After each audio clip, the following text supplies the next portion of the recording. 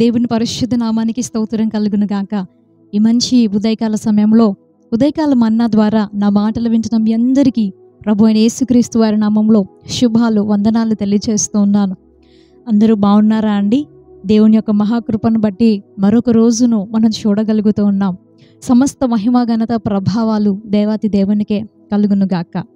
ఈ ఉదయకాల మన్నా ధ్యానము కొరకై దేవుని వాక్యంలో నుండి ఒక మాటను మనం ఇలా చదువుకుందాం రండి. యోబు గ్రంథము 37వ అధ్యాయం 24వ వచనాన్ని మనం ఒకసారి చదువుకుందాం. అందువలన నరులు ఆయన యందు భయభక్తులు కలిగి ఉందురు, తాము జ్ఞానులమనుకున్న వారిని ఆయన ఏ మాత్రమునో లక్ష్య పెట్టడు. దేవునికి స్తోత్రం, హల్లెలూయా. మనం చదువుకున్నటువంటి ఈ యొక్క వచనంలో యోబు గారు పలికినటువంటి ఒక శ్రేష్టమైన మాట, మనందరం ఈ ఉదయకాలం ఆలోచించవలసినటువంటి మాట ఏంటి అనంటే, ఇక్కడ 2వ లైన్లో యోబు గారు అంటూ ఉన్నారు, తాము జ్ఞానులం అనుకున్న వారిని ఆయన ఏ మాత్రమునో లక్ష్య పెట్టడు.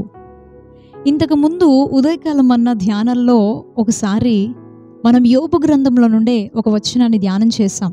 ఏమనంటే, ఆయన మహోన్నతుడైన, ఆయన బలవంతుడైనప్పటికీ కూడా ఆయన ఎవరిని తిరస్కారము చేయడు అనే మాట. కీర్తనల గ్రంథంలో కూడా 138వ కీర్తనలో మనం ధ్యానించాం, ఆయన మహోన్నతుడైన దీనుల్ని లక్ష్య పెడతాడు అని. ఆయన బలవంతుడు, మహోన్నతుడు, కానీ ఆయన ఎవరిని తిరస్కారం చేయడు, దీనుల్ని కూడా లక్ష్య పెడతాడు అని మనము ధ్యానం చేసుకున్నప్పుడు ఈ మాటను చదువుతూ ఉంటే ఇక్కడ కొంతమంది ప్రజల్ని దేవుడు అసలు ఏమాత్రము లక్ష్య పెట్టడు అని యోబు గారు చెబుతూ ఉన్నారు. ఆయన కొంతమంది ప్రజల్ని అస్సలు పట్టించుకోడంట, అస్సలు వారి గురించి దృష్టి పెట్టడు, అస్సలు వారిని ఏమాత్రం లక్ష్య పెట్టడు అని చెబుతున్నారు. ఎవరు వారు? దేవుడు పట్టించుకోకుండా విడిచిపెట్టేసేవారు ఎవరు వారు అని అంటే, తాము జ్ఞానులము అనుకునే వారిని ఆయన అసలు ఏమాత్రం లక్ష్య పెట్టడంట. ఇలాంటి వారిని మీరు ఈ లోకంలో చూసుంటారా? చాలామంది కనబడుతూ ఉంటారు కదా. ఇంకా చెప్పాలి అంటే ఈ యొక్క ప్రజెంట్ జనరేషన్లో తాము జ్ఞానులము అని అనుకునేవారే ఎక్కువ మంది ఉన్నారు. మాకేం తెలియదండి, మా వలన ఏం కాదండి, ఏదో దేవుడు సహాయం చేస్తున్నాడండి, దేవుని కృప ద్వారా అండి అని చెప్పి దేవుని మీద పూర్తిగా ఆధారపడేవారు, పూర్తి మహిమను దేవునికి ఆపాదించేవారు చాలా తక్కువగా మనకి కనబడుతూ ఉన్నారు. ఎక్కడ చూసినా, ఎవరిని చూసినా నేను, నాకున్న జ్ఞానం, నాకున్నటువంటి బలం, నాకున్నటువంటి బుద్ధి, నాకున్నటువంటి సంథింగ్ ఏదో నాది నా వలన జరిగింది, నేను చేశాను అనే ఫీలింగ్లో ఉండేవారే ఎక్కువ మంది ఉన్నారు. కానీ నేను ఏమి చేయలేను, నా వలన ఏది కూడా కాదు, దేవుడే దీనంతటికి కారణం అని ఆయనకి సంపూర్ణ మహిమ ఆపాదించేవారు చాలా తక్కువ మంది. అయితే ఈ ఉదయకాల సమయంలో మీరు, నేను, మనందరం కూడా ఆలోచించాల్సినటువంటి విషయం ఏంటంటే, ఎవరైతే నేను జ్ఞానిని అనుకుంటారో వారిని దేవుడు అసలు ఏమాత్రం పట్టించుకోడు. మనమే జ్ఞానవంతులం అని అనుకుంటే, మనమే చేసుకోగలం అనుకుంటే ఇంకా దేవుని సహాయాన్ని మనం ఎలా అడగగలుగుతాం? దేవుని మీద మనం ఎలా ఆధారపడగలుగుతాం? ఆయనకి ప్రార్థన కూడా మనం చేయలేము ఇంకా. ఎందుకనంటే మనం ప్రార్థన చేస్తున్నాము అనంటే, కన్నీటితో ఆయన పాదాల దగ్గర కూర్చొని వేడుకుంటున్నాము అనంటే దాని అర్థం ఏంటి అనంటే, నా వలన కాదు ప్రభువా, నేనేమి చేయలేను, నాకు నీ సహాయము కావాలి అని అడగడమే కదా. ఈరోజు చాలామంది అనుకుంటూ ఉంటారు, నేనేం నోటితో చెప్పట్లేదండి, నేను జ్ఞానవంతురాలని లేదా నేను జ్ఞానవంతుడిని అని నేనేం నోటితో చెప్పట్లేదు, ఎవరితో నేను ఆ మాట అనలేదు అని అనుకోవచ్చు. కానీ మనం దేవుని పాదాల దగ్గర కూర్చోవడం లేదు అని అంటే దాంట్లో ఇంటర్నల్గా దాగి ఉన్నటువంటి అర్థం ఏంటి అని అంటే, నాకు దేవుని సహాయం అవసరం లేదు అనే కదా. నేను దేవుని సహాయం అడగట్లేదు అని అంటే నేను చేసుకోగలను, నాకు జ్ఞానం ఉంది అనేటువంటి ఆలోచనే మనల్ని ఆయన పాదాల దగ్గర కూర్చోనివ్వదు. ఇంకా కొంతమంది అంటుంటారు, మాకు అస్సలు సమయమే లేదండి, మాకు అసలు తీరికే లేదండి, ప్రభు సన్నిధికి రావడానికి కానీ ఆయనకి ప్రార్థన చేయడానికి కానీ మాకు అస్సలు టైం లేదండి, అస్సలు వీలు పడట్లేదండి. ఎందుకు అని అంటే, నేను చేసుకోగలను లేదా నేను ఏదో చెయ్యాలి, ప్రయాసపడాలి, నా జ్ఞానంతో నా బలంతో నేను ఏదో చేసేయాలి అనేటువంటి ఆ తపన దేవుని పాదాల దగ్గర మనల్ని ఉండనివ్వదు. కానీ దేవుని వాక్యం సెలవిస్తుంది, నాకు వేరుగా ఉండి మీరేమీ చేయలేరు అని దేవుడే అంటూ ఉన్నారు. యోహాను సువార్త 15:5 ఈ మాట మనం చాలాసార్లు విని ఉంటాం. ప్రియ సహోదరుడా, ఈ ఉదయకాల సమయంలో మనం దేవుని మీద ఆధారపడడం అనేది ఎంత ప్రాముఖ్యమో మనం గ్రహించాలి. ఆయనకి వేరుగా ఉండి మనం ఏది కూడా చేయలేము. ఆయన ఆలోచన చేత మనం నడిపించబడితే ఆ పనులు ఎంత దీవెనకరంగా ఉంటాయి. మన జీవితంలో కూడా ఏ నిర్ణయం తీసుకోవాల్సినటువంటి సమయంలోనైనా దేవుడు ముందుండాలి. ఎందుకనంటే దేవుని ఆలోచన స్థిరమైనది. పోయినసారి కూడా మనం ధ్యానం చేశాం కదా, నరుని హృదయంలో అనేక ఆలోచనలు పుడతాయి కానీ యెహోవా యొక్క తీర్మానమే స్థిరంగా ఉంటుంది. ఆయన ఆలోచన సదాకాలం నిలుస్తుంది. అవి మంచివి. ఆయన ఉద్దేశములన్నీ కూడా సమాధానకరమైనవి, హానికరమైనవి కాదు. ఆయన కౌన్సిల్ ప్రకారం, ఆయన నడిపింపు ప్రకారం మనం నడవగలిగితే మన జీవితాలు ఎంత ఫలభరితంగా దీవెనకరంగా ఉంటాయో కదా. పరిశుద్ధ గ్రంథంలో కూడా మహాజ్ఞాని అయినటువంటి సొలొమోన్ గారు ఒక మాటను చెబుతూ ఉన్నారు చూడండి. సామెతల గ్రంథం 3వ ఆయనకి ఎంత జ్ఞానం అండి సొలొమోన్ గారికి. ఇక్కడ ఒకసారి మనం ఆగితే ఆలోచిస్తే సొలొమోన్ గారికి అసలు ఎంత జ్ఞానం. అతని ముందు కానీ అతని తర్వాత కానీ అంతటి జ్ఞానవంతుడు లేడు. అంతటువంటి మహాజ్ఞాని. చెప్పాలి అంటే సొలొమోన్ గారి పేరు పలికే ప్రతిసారి కూడా జ్ఞాని అయిన సొలొమోను అనే పలుకుతూ ఉంటారు.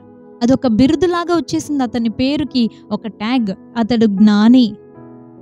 అతని జ్ఞానం గురించి వినడానికి, అతని జ్ఞానాన్ని పరిశోధించడానికి దూర ప్రాంతాల నుండి రాజులు, రాణులు అతని దగ్గరికి వచ్చారు.